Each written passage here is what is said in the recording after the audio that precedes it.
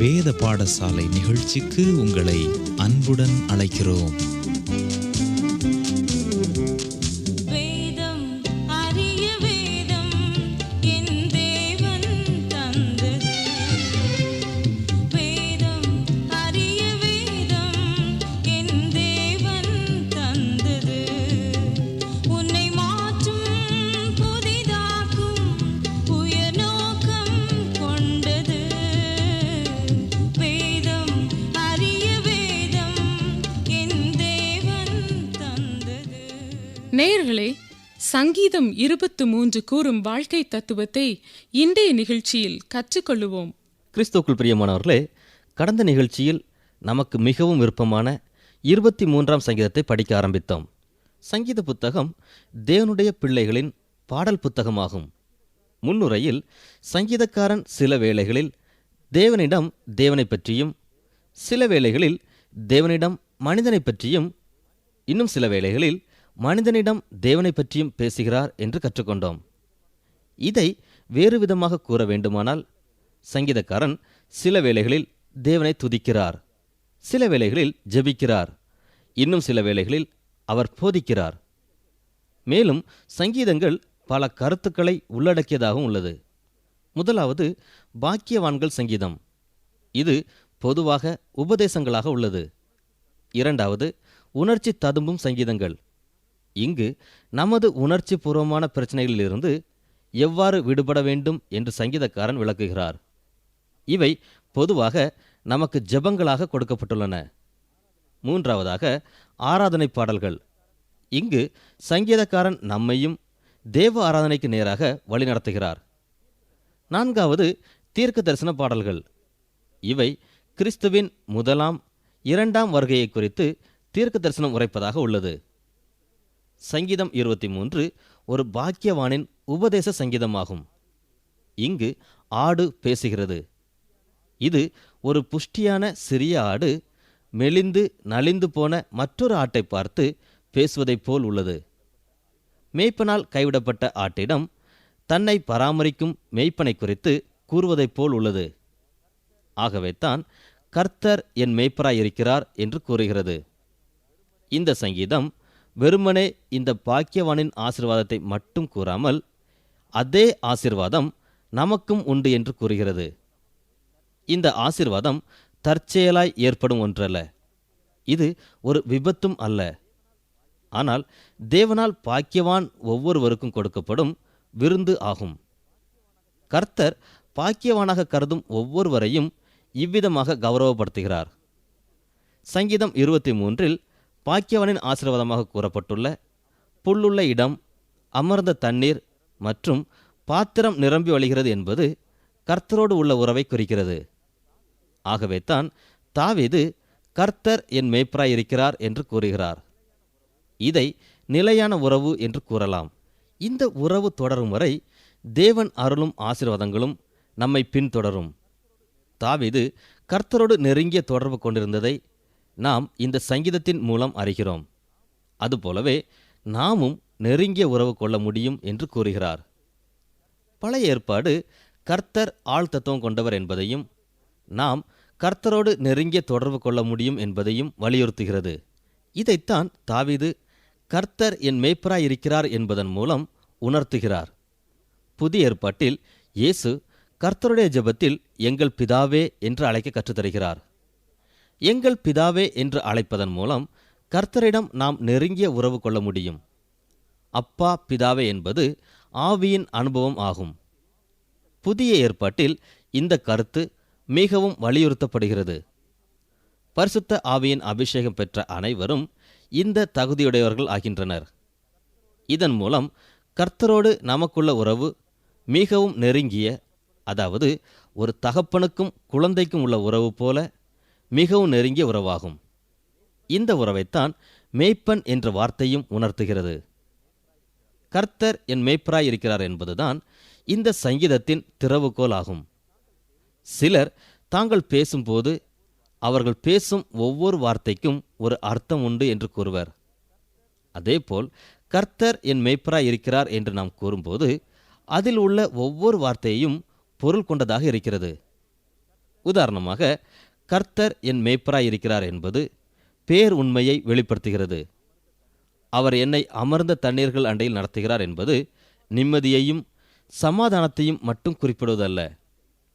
இந்த வாக்கியத்தை நாம் புரிந்து கொள்ள வேண்டுமானால் ஒரு மேய்ப்பனுக்கும் ஆடுகளுக்கும் உள்ள உறவை தெரிந்திருக்க வேண்டியது அவசியமாகிறது. தென்னாப்பிரிக்காவில் ஆடுகளை மேய்த்து கொண்டிருந்த ஒருவர், ஆடுகளுக்கு அமர்ந்த தண்ணீர் மட்டும் முக்கியமல்ல, அந்த தண்ணீர் சுத்தமாகவும் தெளிவாகவும் இருக்க வேண்டும் என்று கூறுகிறார். ஏனென்றால் ஒருவேளை கலங்கிய தண்ணீராக இருந்தால் அது ஆடுகளின் மூக்கினுள் சென்று வியாதியை உண்டாக்கும். ஆகவே தண்ணீரானது கண்ணாடியைப் போல் தெளிவாக இருக்க வேண்டும் என்று கூறுகிறார். இதேபோல் கர்த்தரும் தமது ஆடுகளாகிய ஜனங்களை மிகவும் கவனமாக வழிநடத்தி செல்கிறார். தமக்கு பிரியமான வழிகளிலே நம்மை வழிநடத்தி செல்கிறார். சில வேளைகளில் கர்த்தர் நமக்கு வியாதியை கொடுத்து நம்மை அமர்ந்திருக்க செய்கிறார். ஒருவேளை நாம் இதனை வேதனையின் நாட்களாக கருதுவோம். ஆனால் இதன் பின்பு தேவன் நம்மை தாம் விரும்பும் நல்ல வழியிலே நடத்தி செல்லும் போது கர்த்தர் புல்லுள்ள இடங்களில் நடத்தி செல்கிறார் என்று அறிந்து கொள்கிறோம். இந்த அனுபவத்தை குறித்து வேத பண்டிதர் ஒருவர் கூறுவதை கேட்போம். இவர் பெரிய ஆலயம் ஒன்றில் போதகராக பணியாற்றினார். ஒருமுறை இவர் வியாதியினால் பாதிக்கப்பட்டபடியினால் தன்னுடைய போதகர் பதவியை ராஜினாமா செய்தார். இதனால் இவர் மனம் உடைந்து போயிருந்தார். இதே நேரத்தில் பல ஆலயங்களிலிருந்து தங்களுடைய ஆலயத்திற்கு வந்து பணியாற்றுமாறு அழைப்பு வந்து கொண்டிருந்தது. ஆனால் இவரால் எழுந்து உட்கார முடியாத அளவிற்கு தலைவலியினால் மிகவும் அவதியுற்றார். ஆகவே கடைசியாக ஒரு சிறிய கிராமத்தில் ஒரு புதிய ஆலயத்தில் பணியாற்றுவதற்காக ஒத்துக்கொண்டார். 1 வருடம் கடந்த பின்னர் மருத்துவர் இவரிடம், அதிக பளுவுள்ள ஆலயத்தில் வேலை செய்ய வேண்டாம், தங்களால் ஒரு சிறிய ஆலயத்தில் மட்டுமே பணிபுரிய முடியும், ஆகவே ஒரு சிறிய ஆலயத்தை தேர்ந்தெடுத்து பணிபுரியுமாறு கேட்டுக்கொண்டார். அப்போதுதான் இவர் கர்த்தர் எவ்வாறு அமர்ந்திருக்க பண்ணி வழிநடத்தினார் என்பதையும் இவர் மூலமாய் ஒரு புதிய சபையை கட்டி எழுப்பினார் என்பதையும் புரிந்து கொண்டார். நம் வாழ்விலும் சில நேரங்களில் கர்த்தர் இவ்வாறே அமர்ந்திருக்க பண்ணி புல்லுள்ள இடங்களில் நடத்துகிறார்.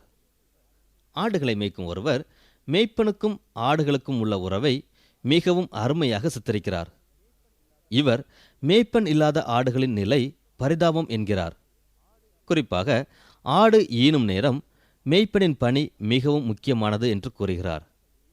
ஆடுகள் ஈனும் நேரம் அவை வலியினால் தரையில் விழுந்து புரளுமாம்.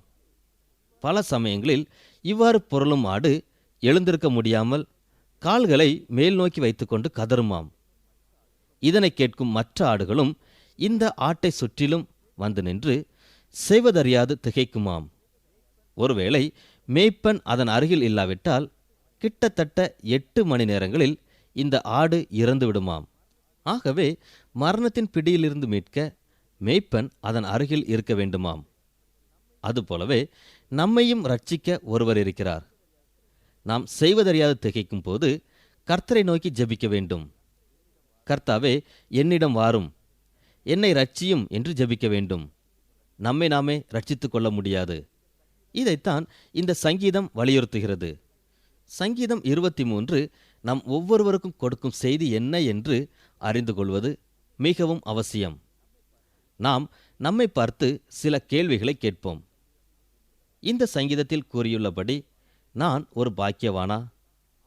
நமக்கு ஆவிக்குள்ளாக நிரப்பப்பட்ட அனுபவம் உண்டா? நமது வாழ்க்கையில் கர்த்தர் பிரவேசித்த அனுபவம் உண்டா? எப்போது நாம் கர்த்தரை நமது மேய்ப்பராகவும் நாம் அவரது ஆடுகளாகவும் மாறினோம் என்று நினைவிருக்கிறதா? கர்த்தர் நம்மை ரட்சித்த அனுபவம் உள்ளதா? பிரியமானவர்களே, இந்த சங்கீதத்தின் மூலமாக நாம் ஒவ்வொருவரும் கர்த்தரை ஆராதிக்க முடியும்.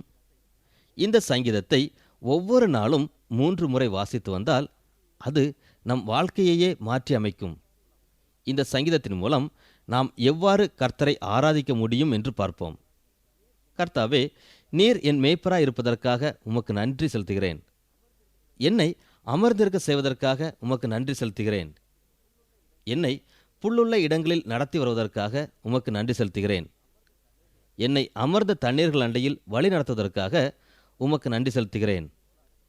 உமது கோலால் என்னை பராமரித்து வருவதற்காய் உமக்கு நன்றி செலுத்துகிறேன்.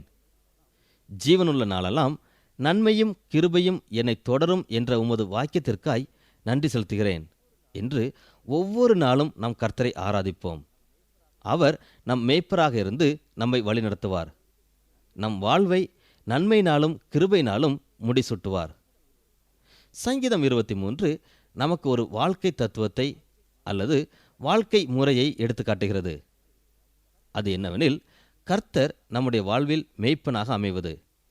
அதுவே சிறப்பான வாழ்க்கையின் திறவுகோல்.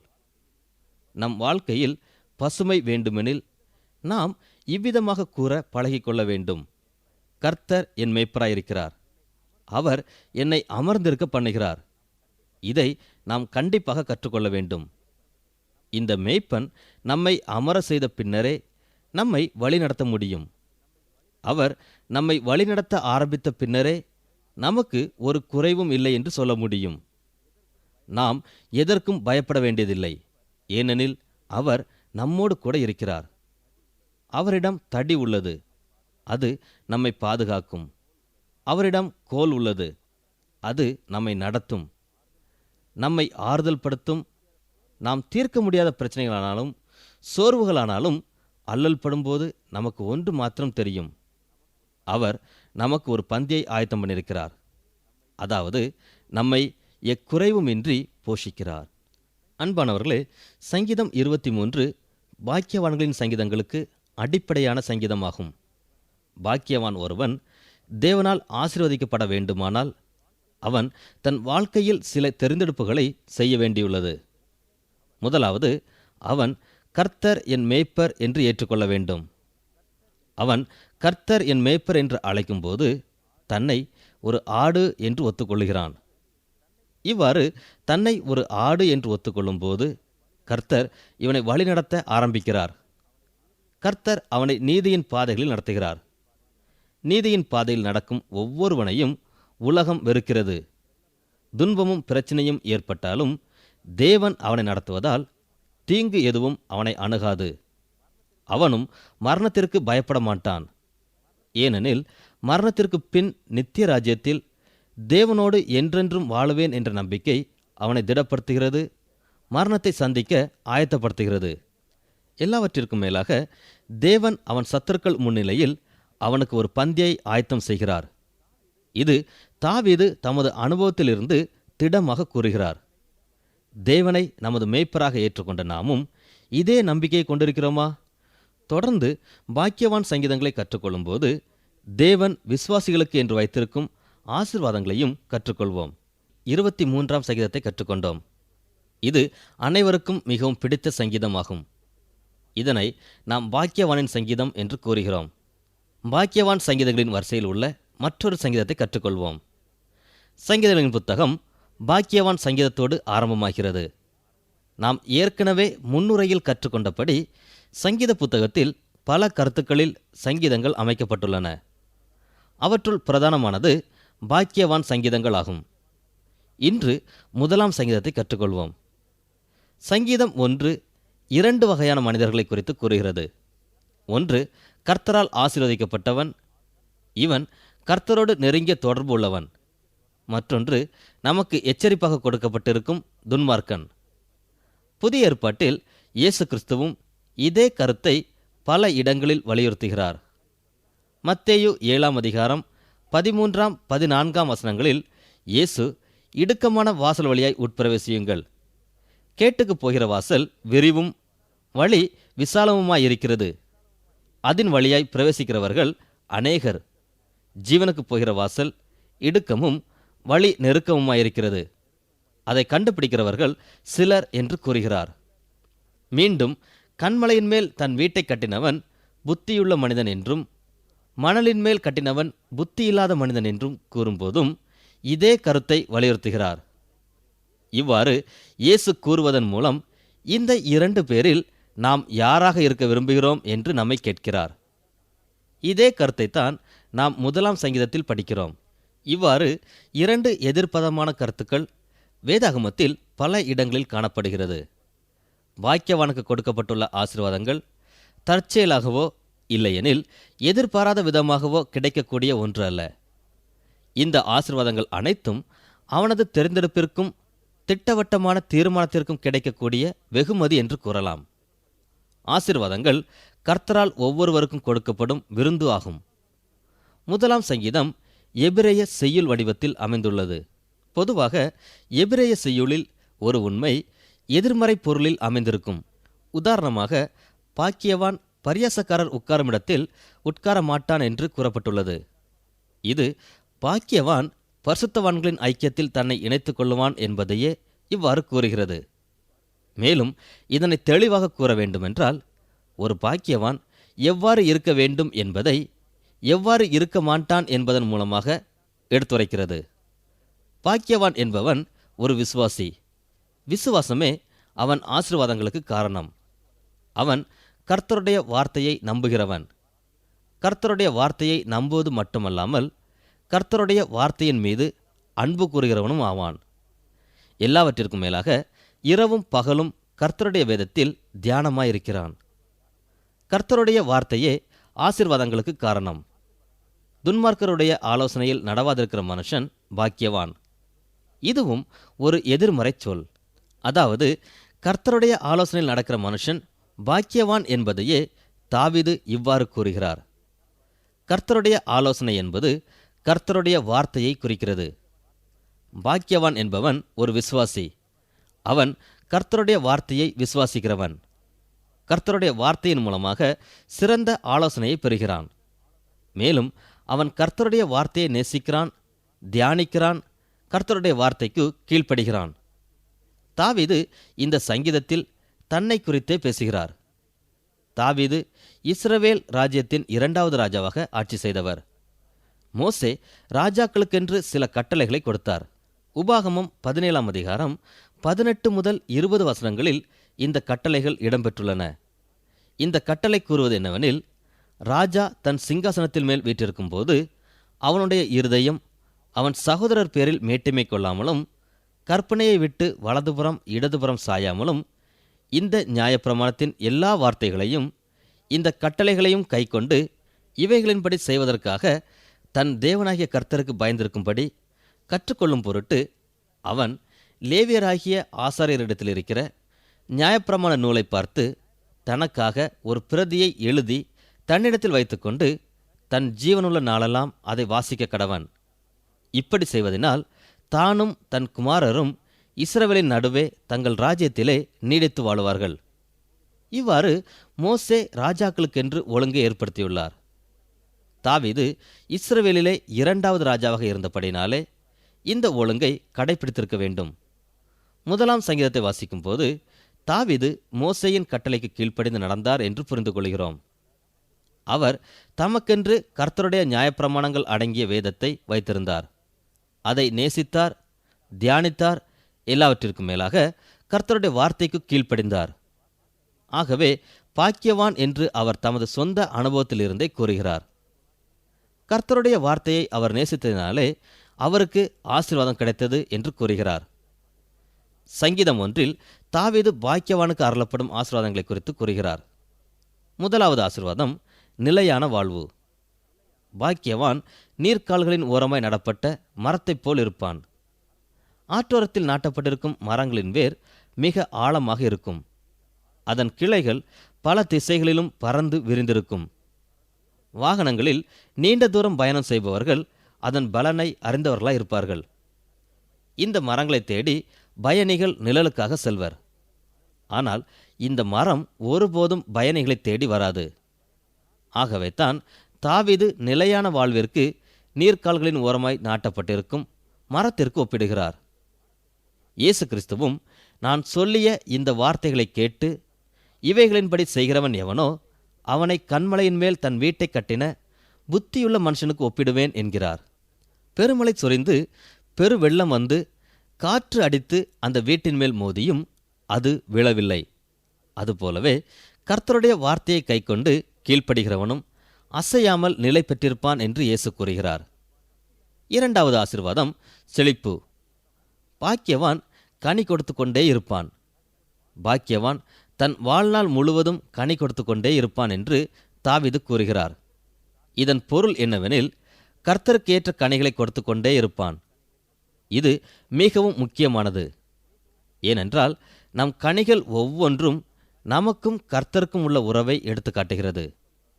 மேல் வீட்டறையில் இயேசு தம் சீஷர்களிடம், நான் உங்களுடனே சொல்லுகிற வசனங்களை என் சுயமாய் சொல்லவில்லை, என்னிடத்தில் வாசமாயிருக்கிற பிதாவானவரே இந்த கிரியைகளை செய்து வருகிறார் என்று கூறுகிறார். மேலும் நான் என் பிதாவினிடத்திற்கு போகிறேன். நான் பிதாவை வேண்டிக் கொள்ளுவேன்.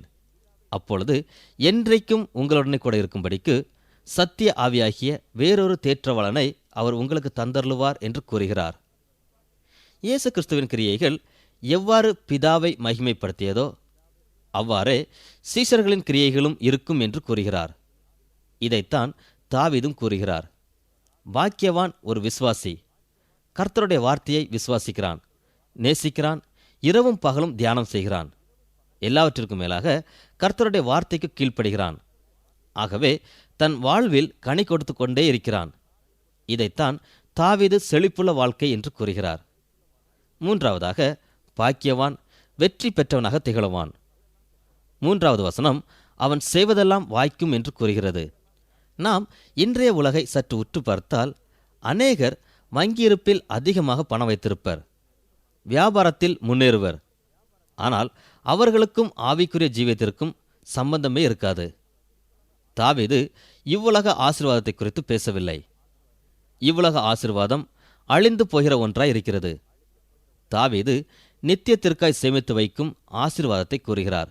நாம் முன்னுரையில் படித்தபடி கவிதை புத்தகங்கள் உள்ளான மனிதனையும் ஆவிக்குரிய ஜீவியத்தையும் குறித்து பேசுகிறது. ஆகவே பாக்கியவான் உள்ளான மனிதனிலும் நித்தியத்திற்கு அடுத்த காரியங்களிலும் வெற்றி பெற்றவனாக திகழ்கிறான். 4வது ஆசீர்வாதம் நீடித்த ஆயுள். ஒரு முறை ஒருவர் 90 வயது பூர்த்தியடைந்த ஒரு பெரியவரிடம் தங்கள் நீடித்த ஆயுளுக்கு காரணம் என்ன என்று கேட்டாராம். அந்த பெரியவர் தன் உடற்பயிற்சியே காரணம் என்று கூறினாராம். இதைத்தான் அநேகர் நீடித்த ஆயுள் என்று நினைக்கின்றனர். ஆனால் சங்கீதம் 1 அவன் இலை உதிராதிருக்கிற மரத்தைப் போல் இருப்பான் என்று கூறுகிறது. இது வெறுமனே வருடத்தை மட்டும் கூறவில்லை, ஆனால் சஞ்சலமற்ற வருத்தமற்ற வாழ்வை குறித்து கூறுகிறது. வயது முதிர்ந்தவர்கள் பலர் இன்று வருத்தத்திலும் சஞ்சலத்திலும் வாழ்ந்து வருகின்றனர். ஆனால் கர்த்தரின் ஆசீர்வாதம் இலை உதிராதிருக்கிற மரத்தைப் போல் எப்பொழுதும் செழித்திருக்கும் வாழ்வை கொடுக்கும். அவன் வயது சென்றவனாக இருந்தாலும் ஆவிக்குரிய ஜீவியத்தில் சற்றும் குறையாமல் சம்பூர்ணமாக இருப்பான். கடைசியாக, கர்த்தரால் ஆசீர்வதிக்கப்பட்டவன் பாவிகளுடைய வழியில் நிற்க மாட்டான். இது ஒரு எதிர்மறை சொல். நாம் வேதாகமத்தை தொடர்ந்து படித்தால் பாவிகளின் வழி கடினமானது என்று பல முறை கூறப்பட்டிருப்பதை கவனிக்க முடியும். இந்த உலகம் ஒரு மாயையான தோற்றத்தை கொடுக்கிறது. பாவிகள் இவ்வுலகத்தில் செல்வ செழிப்போடு வாழ்வதனால் அதுவே ஆசீர்வாதம் என்ற மாயைக்கு நம்மையும் அழைத்துச் செல்ல முயல்கிறது. குறிப்பாக வாலிபர்களை இந்த மாயை எளிதில் ஏமாற்றிவிடுகிறது. இந்த மாயையான வாழ்வில் பலர் சிக்குண்டு தவிப்பதை நாம் காணலாம். பாவிகளின் வழியில் செல்லாதவர்களே மிகவும் ஆசீர்வதிக்கப்பட்டவர்கள். மதுபானத்திற்கு அடிமையாகி தங்கள் வாழ்நாளை மருத்துவமனையில் கழித்து கொண்டிருப்பவர்களை நாம் நேரில் பார்த்தால் இந்த உண்மை நமக்கு புரியும். அந்நேரத்தில் நாம் நம்மையும் அறியாமலே தேவனுக்கு நன்றி செலுத்துவோம். பாக்கியவான் இம்மையிலும் மறுமையிலும் ஆசீர்வதிக்கப்பட்டவன். நமக்கு இம்மையில் மட்டுமல்ல, மறுமையிலும் கர்த்தரின் பாதுகாப்பும் அரவணைப்பும் உண்டு. 5ஆம் வசனம், பாவிகள் நீதிமான்களின் சபையில் நிலை நிற்பதில்லை என்று கூறுகிறது. நீதிமான்களின் சபை என்பது நித்திய வாழ்வு. தாவீது துன்மார்க்கர் நியாய தீர்ப்பிலும் நிலை நிற்பதில்லை என்று கூறுகிறார். இதன் பொருள் என்ன? துன்மார்க்கர் நியாய தீர்ப்பை எதிர்கொள்ள பயப்படுவார்கள். கர்த்தருடைய பிள்ளைகளோ நியாய தீர்ப்பில் கர்த்தரோடு நிற்பார்கள் என்பதாகும். நகை கண்காட்சியில் பளபளப்பான கருப்பு நிற துணி மீது நவரத்தின கற்களை பரப்பி வைத்திருப்பதை நாம் பார்த்திருப்போம்.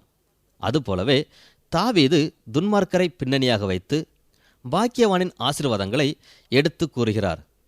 அவர் பாவிகளை குறித்து கூறும்போது அவர்கள் கர்த்தருடைய வார்த்தையை விசுவாசிப்பதில்லை, நேசிப்பதில்லை, தியானிப்பதில்லை, கீழ்ப்படிவதில்லை. ஆகவே அவர்கள் நிலை நிற்பதில்லை, செழித்து வளரமாட்டார்கள், ஆசீர்வாதம் அவர்கள் வாழ்வில் இருக்காது. கர்த்தருடைய பாதுகாப்பும் அவர்களுக்கு இல்லை. நீதிமான் கர்த்தருடைய ராஜ்யத்தை சுதந்தரிப்பது போல் இவனால் முடியாது என்று கூறுகிறார். தாவீது இவ்வாறு கூறுவதன் மூலம் பாக்கியவான் ஏன் ஆசீர்வதிக்கப்படுகிறான் என்பதை தெள்ளந்தெளிவாக எடுத்துரைக்கிறார். அன்பானவர்களே, 1ஆம் சங்கீதம் நம்முன் ஒரு கேள்வியை வைக்கிறது. அதாவது, துன்மார்க்கர், நீதிமான்கள் என்று 2 வரிசை உண்டு. இதில் எந்த வரிசையில் நாம் இருக்கிறோம் என்பதுதான் அந்த கேள்வி. துன்மார்க்கர் என்ற கூட்டத்தில் இணைத்து கொள்ள யாரும் விரும்ப மாட்டார்கள். நீதிமான்கள் என்ற ஆசீர்வாத கூட்டத்தில் இருக்க விரும்பினால் நாம் விசுவாசிகளின் ஐக்கியத்தில் நம்மை இணைத்து கொள்ள வேண்டும். கர்த்தருடைய வார்த்தையை விசுவாசித்து நேசித்து இரவும் பகலும் அவருடைய வேதத்தை தியானிக்க நம்மை ஒப்புக் கொடுப்போம். தேவன் தாமே நம்மை ஆசீர்வதிப்பாராக. இந்த நிகழ்ச்சியை குறித்த உங்கள் கருத்துக்களை எங்களுக்கு எழுதி தெரியப்படுத்துங்கள். எங்கள் முகவரி: வேத பாடசாலை, விஸ்வவாணி, தபால் பெட்டி எண் 34, திருநெல்வேலி 2, தமிழ்நாடு.